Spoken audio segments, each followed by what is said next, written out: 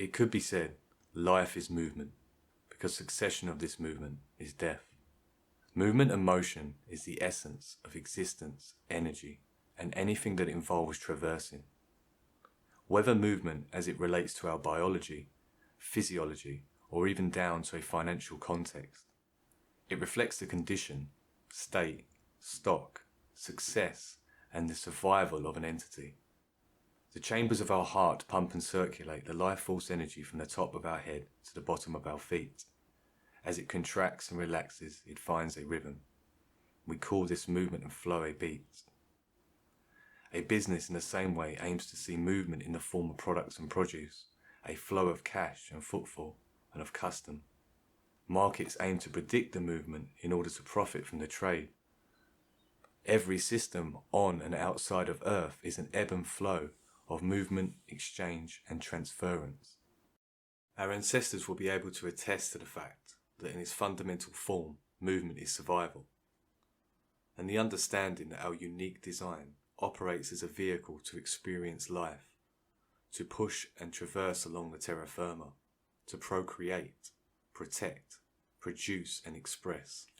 And it goes without saying that we certainly do not have the same physiological prowess and capacity as some other mammals that occupy the lands. But it is our ability to manipulate our environment, our versatility, adaptability, and persistence that means that we can be seen as a jack of all trades. And as the saying goes, a jack of all trades is master of none, but oftentimes better than a master of none. Besides, outside of our physiology is our psychology, our awareness of our own cognition, our thoughts, wider dreams and vision. We can also acknowledge a sense of movement between our thoughts, feelings and behaviour in a similar ebb and flow that involves movement. So why, if movement and motion, seemingly by design, are pivotal parts of both existence and survival, does it appear to be of a lesser concern to us in the 21st century? I don't know, something. Wow.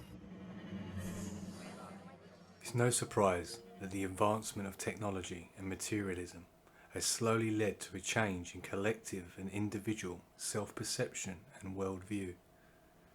Our reliance on our physicality as means of production, procurement and survival has lessened. And although this has vastly improved most areas of life and life expectancy, on the opposing side is a neglect towards what is wired and programmed within us on a primal level.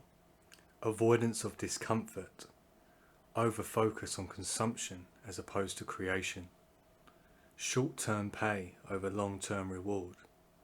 The manifestation of modern living, many would report feelings of sadness, emptiness and lack in a time where certain aspects of life and opportunities couldn't be more convenient.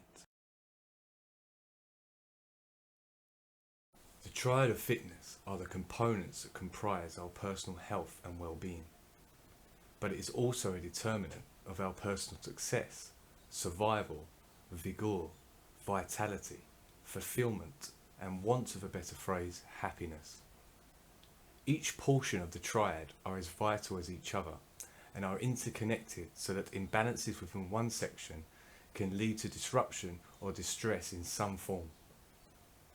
It's not all uncommon we may favour or prioritise one aspect of the triad over another and compartmentalise each aspect unto itself. The acknowledgement and integration that these are elements in communication can vastly improve our self-perception, direction and aptitude in life's pursuits and endeavours. Physical fitness deals with matters of health, vitality, energy, strength, stamina, physique, composition, motility, mobility, flexibility, balance and structural integrity. Mental fitness deals with matters of the intellect, our perception, profession, cognition, conversing, reflection, learning, retention, concentration, acuity, accuracy, association, and pattern recognition. Our emotional fitness deals with matters and concepts of patience, persistence, attachment, detachment, investment, maturity, passion, empathy, and perspective.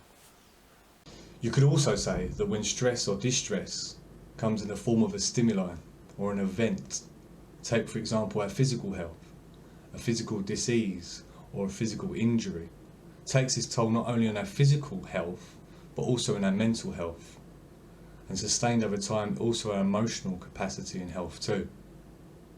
Mental stress, the stimuli that affects us and our cognitive abilities, our self-perception, when that's sustained over time, that has a direct effect not only on our emotional health and fitness, but oftentimes is then carried out within inside of the physical body.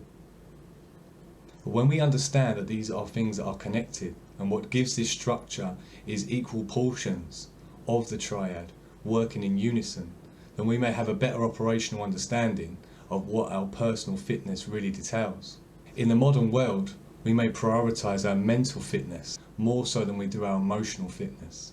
And this is fitting in the modern age where things like debate and discussion somewhat fall on deaf ears or trigger an emotional response because people's emotional fitness, their attachment, their detachment to certain subjects, conversations, is too strung up. There's no good being the most intelligent person in the room and you spend all your time showing off your mental fitness prowess and acuity, and you've got the emotional fitness of a 9-year-old. I guess in a way that the archetypal figures we see in entertainment almost depict these cliches.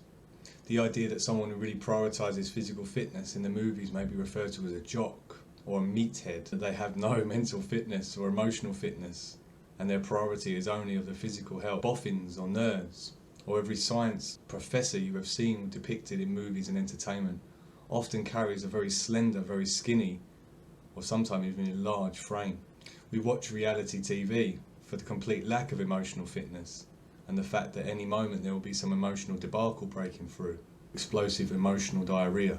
Each portion of the triad is responsible for compiling what we would call our personal fitness. In all my years of coaching people on the physical elements of training, never have I found someone be successful if they haven't learned to overcome the emotional fitness process within inside of that goal.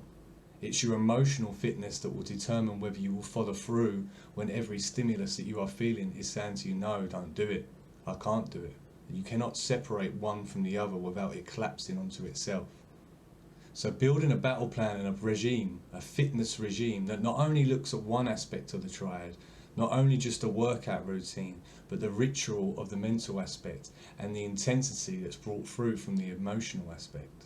And the way we can apply this triad is by sitting back and looking at the aspects of the triangle and being honest with ourselves. Do we favour or prioritise one aspect to it?